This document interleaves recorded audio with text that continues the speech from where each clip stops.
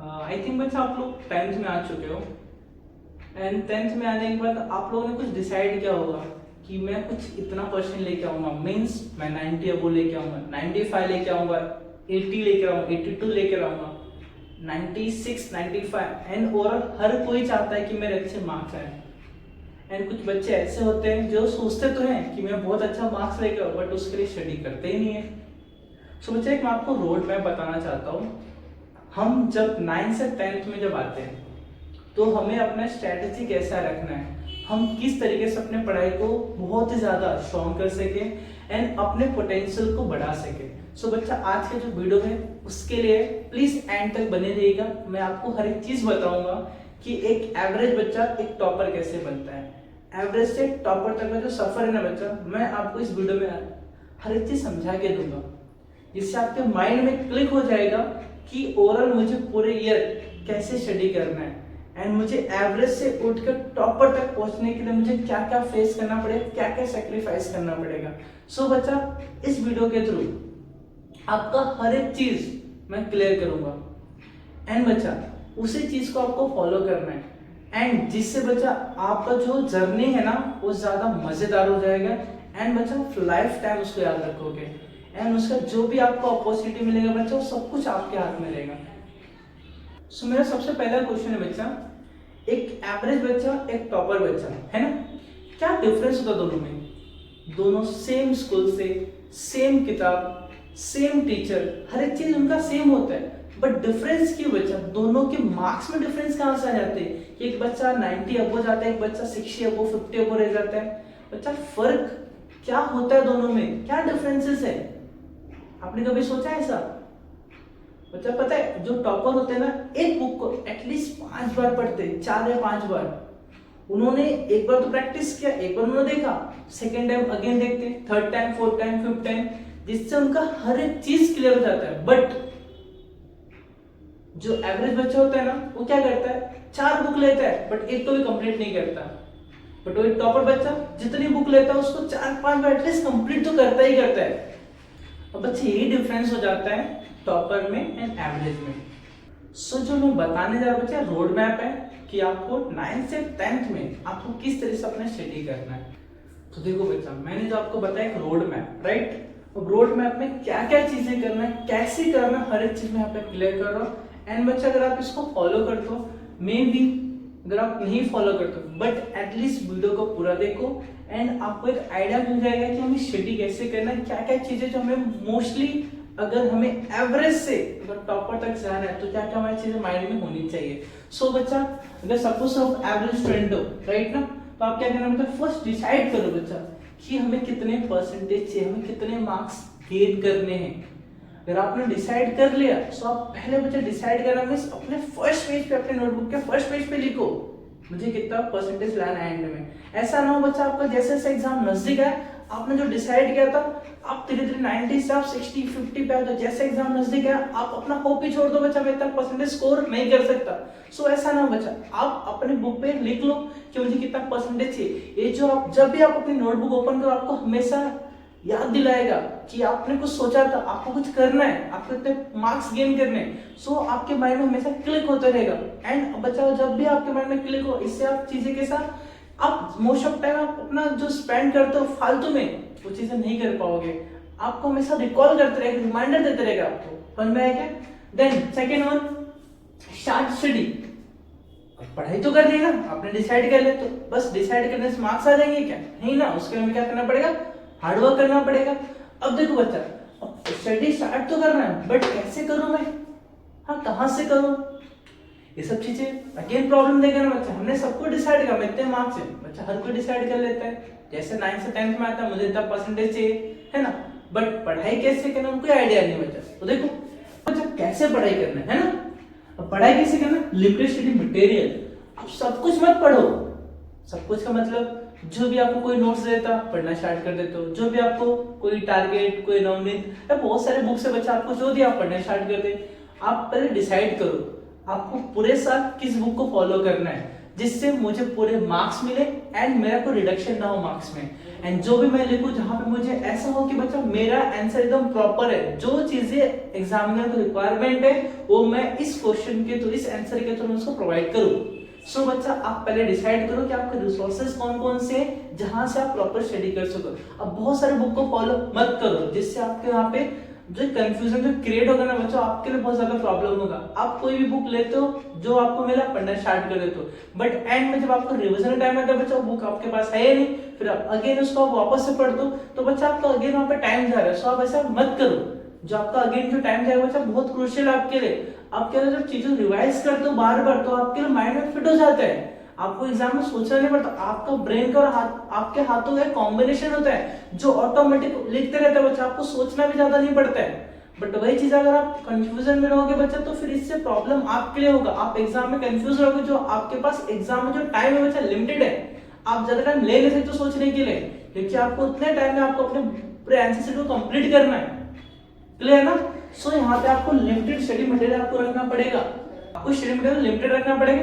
Then उसके बाद अगर आपने डिसाइड किया आपको कौन से बुक से कहाँ कैसे पढ़ना है, जो भी आप सब्जेक्ट पढ़ रहे हो बच्चा आप डिसाइड पहले से कर लो, टेक्स्ट बुक से पढ़ना है या कोई आप डाइजेस्ट को रेफर करने वाले हो, ठीक है। सो आप पहले डिसाइड कर लो कहाँ से आपको स्टडी करना है। देन उसके बाद चूज करेंगे ऐसे टीचर्स जो आपको अच्छे तरीके से एक्सप्लेन कर सके।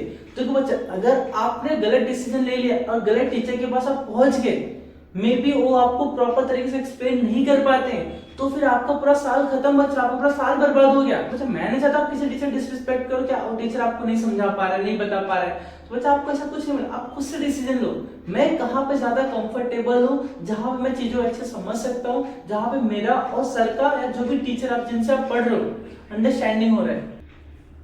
देखो इसके बाद क्या ना चूज करना है आपका ऐसे टीचर जो आपको प्रॉपर तरीके से हर एक चीज एक्सप्लेन कर सके। लाइक अगर मैथ्स का टीचर तो मैथ्स प्रॉपर तरीके से आपको समझा पा रहा है, नहीं समझा पा रहा है, या मे बी आपके पास बच्चा ऑनलाइन रिसोर्सेज पड़े हुए, अगर आपको किसी ऑनलाइन बहुत सारे टीचर्स वहां पड़े बच्चा, आप देखो आपको कौन से टीचर का मैथ्स अच्छे समझ में, साइंस समझ में है, तो आपको लाइन से बहुत सारे टीचर्स मिल जाएंगे। आप देखो और पहले से बच्चा डिसाइड कर लो कि मुझे एक ही टीचर से पूरा उनको पूरा जितना मैं मैथ्स पढ़ूंगा उन्हीं को मैं फॉलो करूंगा, या साइंस पढ़ूंगा उन्हीं को मैं फॉलो करूंगा। ऐसा ना बच्चा एक चैप्टर नीचे पढ़ा दूसरा चैप्टर नीचे पढ़ा, तो बच्चा इसमें बोलते कॉम्बिनेशन नहीं बन पाता है। नहीं आपका अंडरस्टैंडिंग टीचर के साथ होगा, नहीं उनका आपके साथ हो जाएगा। मींस उनका जो पढ़ाने का तरीका, मेन मैं ऑनलाइन की ऑफलाइन की बात करूं बच्चा, आप स्कूल में पढ़ते हो देन कोचिंग में पढ़ते हो बच्चा, तो आप डिसाइड करो आपको कहां पे अच्छे से क्लियर है, आप वहां पे अच्छे से फोकस करो, इन चीजों को अच्छे से आप प्रैक्टिस करो। अगर आप यहाँ पे डिसीजन गलत लेते हो ना बच्चा, फिर आप कैसा हमेशा कंफ्यूज रहने वाले हो, ठीक है। सो आपको कंफ्यूजन दूर करने के लिए आपको खुद डिसाइड करना पड़ेगा। आप पहले देखो समझो क्या आपको क्लियर कर पा रहे हैं, अगर आपको कर पा रहे हैं मींस आप वहां पे कंफर्ट हो, आप चीजें सीख सकते हो। अगर आपको वहां पे डाउट है बच्चा, अगर आप क्लियर नहीं हो पा रहे हो मींस आप जो भी पढ़ रहे हो बच्चा, साइंस में, मैथ्स में, अदर सब्जेक्ट कोई भी आपका, ठीक, अगर आप वहां पे अंडरस्टैंडिंग नहीं, अगर आपको क्लियर नहीं हो पा रहा डाउट, तो मींस आप अभी गलत जगह पे प्रेजेंट हो बच्चा, आप चेंज करो वहां से। क्योंकि आपके पास जो एक साल है ना बच्चा बहुत ही ज्यादा इंपॉर्टेंट है, आपका पूरा साल खत्म हो जाएगा बच्चा बट आपको डाउट ही नहीं क्लियर होगा, सो कोई फायदा नहीं है। सो बच्चा आप ट्राई करो कि यहाँ पे आप खुद से डिसाइड करो जो आपका कॉन्सेप्ट अच्छे से क्लियर कर सके। देन अगर आपने चूज कर लिया प्रॉपर जो आपको अच्छे से एक्सप्लेन कर सके, देन इसके बाद आप अपना डेली स्टडी प्लान बनाओ, ठीक है। अब इससे क्या होगा बच्चा, एक खुद के अकॉर्डिंग, किसी और के अकॉर्डिंग नहीं, आपका क्या डेली का शेड्यूल है उसके हिसाब से आप अपना प्रिपेयर करो, मैं कब मुझे कितना क्या क्या पढ़ना है। एंड बच्चा ये आपको डेली आपको बनाना पड़ेगा, या मे बी आप एक बार बैठो एक हफ्ते का पूरा बना लो, एंड बीच में मैं मानता हूँ बच्चा स्टार्टिंग में first day second day follow करोगे, थर्ड डे फोर्थ डे आपको थोड़ा बोरिंग सा लगेगा एंड आपको ऐसा इच्छाएं आपकी अलग हो जाएंगी, ठीक है। बट आपको अपने आप को कंट्रोल में रखना पड़ेगा एंड आपको फॉलो करना पड़ेगा। मे बी किसी ने आपने मिस किया बच्चा, उसको वापस से ट्राई करो बच्चा, उसको रिकवरी करने के लिए कहीं ना कहीं ऐसा टाइम निकालो जो आपने वहां पे मिस किया बच्चा उसको रिकवर करो, जिससे आपका ऐसा ना बच्चा बैकलॉग लग जाए। अगर आपने कोई चीजें छोड़ दिया तो हमेशा के लिए पेंडिंग रह जाता है, समझ में आया क्या? देन बच्चा एक तो कंफर्म करना बच्चा 100% आपको करना ही करना है। अगर आप चीजें नहीं करते हो मींस क्या, सेल्फ स्टडी ये बहुत ज्यादा इंपॉर्टेंट है। कोई भी टीचर आपको घोल के पिला नहीं सकता बच्चा, आपको समझाएगा, समझा के आपको कॉन्सेप्ट क्लियर करेगा, बट आपको एक्स्ट्रा टाइम निकालना है, चीजों को रिवाइज करना है, जितना हो सके आपको प्रैक्टिस करना है। ये चीजें आपको अपने सेल्फ स्टडी में ही लेके आना बच्चा, क्योंकि सेल्फ स्टडी के बिना कुछ नहीं कर पाओगे। तो मोस्टली सेल्फ स्टडी में आप अपने आप को अपने बुक के साथ टाइम दो। जितना आप अपने बुक्स के साथ रहोगे बच्चा, उतना ज्यादा आपके लिए बेनिफिट्स रहेगा, क्योंकि हम टीचर्स आपको सिर्फ सिखा सकते हैं। समझ में आया क्या? देन जो आपका सेल्फ स्टडी में आपका रीडिंग, जो आप टेक्स्ट बुक रीड करो, जो एक्स्ट्रा क्वेश्चन बनते हैं, कहां से कैसे क्वेश्चन बन सकते हैं, मोस्ट ऑफ बच्चे ऐसा नहीं करते, टेक्स्ट बुक रीडिंग नहीं करते, जो उनको एंड में प्रॉब्लम क्रिएट करता है बच्चा। अगर आप पहले से रीडिंग करते हो, जिससे आपको एक आइडिया मिल जाए कौन से क्वेश्चन कहां मिल रहे हैं और कहां से क्वेश्चन बन रहे हैं, तो आपको ओवरऑल चीजें क्लियर है। देन आपको कैसे भी क्वेश्चन, कहीं से भी क्वेश्चन आएगा तो आप उसको प्रॉपर अटेम्प्ट कर सकते हो और उसको लिख सकते हो। जहां पे बच्चे छोड़ के रहो, वहां पे मार्क्स लिख के रहोगे, वहां पे आप मार्क्स गेन करोगे। मोस्ट ऑफ टाइम बच्चे नहीं लिख पाते, आप लिखोगे, सो इससे बेनिफिट्स बच्चा आपका है, आप बाकियों से 2 स्टेप पहले आगे चले जाओगे। समझ में आया क्या? एंड बच्चा फॉलो स्टडी प्लान। देखो सिर्फ टेक्स्ट बुक रीडिंग नहीं करना बच्चा, जो आपने प्लान बनाया ना 2-3 घंटे में, उसको वहां पे ऐड कर सकते हो, जो आपका डेली शेड्यूल रहेगा बच्चा, उसमें से आप जो चीज आपको पढ़ाई करना आप उसमें ऐड कर लो। समझ में आया क्या? इसके बाद टारगेट वीक सब्जेक्ट बचा, जो आपका सबसे वीक सब्जेक्ट है आप उसको टारगेट करो। मोस्ट ऑफ टाइम उसको आप दो बचा, क्योंकि आप ऐसा नहीं कर सकते मेरा वीक सब्जेक्ट उसको छोड़ दो, मेरा स्ट्रॉन्ग है उसको मैं लेके आगे बढ़ो, बट एंड में बच्चा वही आपको ज्यादा प्रॉब्लम क्रिएट करेगा।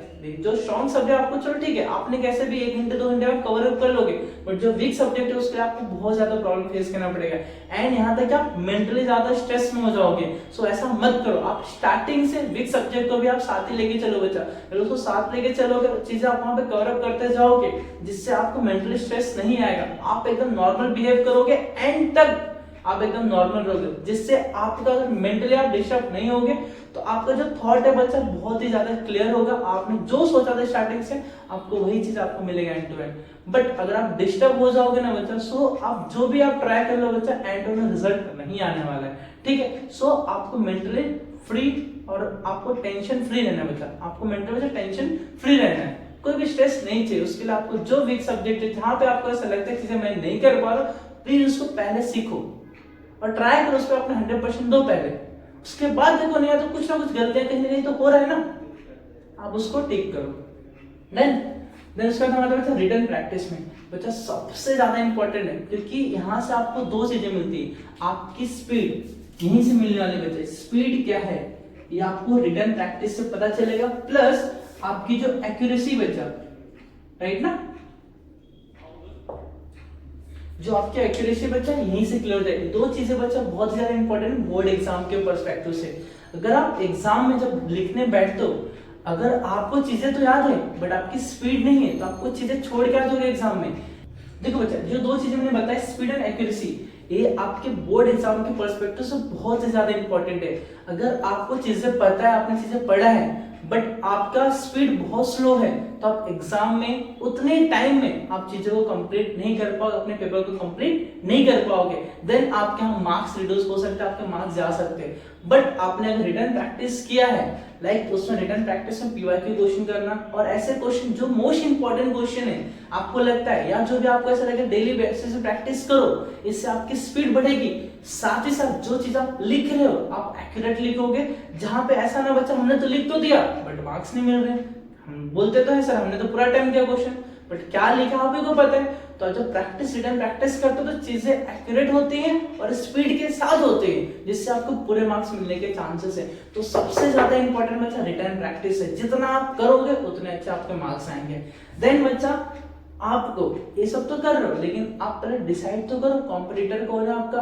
आप तो डिसाइड किया मुझे इतने मार्क्स है, बट हम कभी कभी डिमोटिवेट हो जाते हैं। तो उसके लिए बच्चा एक आपके पास सबसे अच्छा हथियार है बच्चा, सेट कॉम्पिटिटर। आप ऐसे बच्चों को देखो बच्चा जो बहुत ज्यादा अच्छे मार्क्स लेके आता है, अगर आपने उसको देखा मींस उसके अंदर कुछ तो खासियत होगी बच्चा, वो किस तरह से पढ़ाई करता है, क्या इसका शेड्यूल है।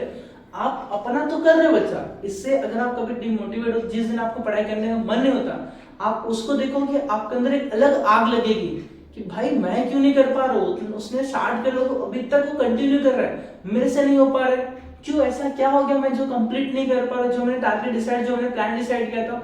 आपको उससे एक चीज सीखने मिलेगी, एंड आप अपने आप को उससे थोड़ा सा नीचे सोचोगे कि मैं नहीं कर पा रहा हूँ, मेरे अंदर ऐसा क्या है मैं नहीं कर पा रहा हूँ।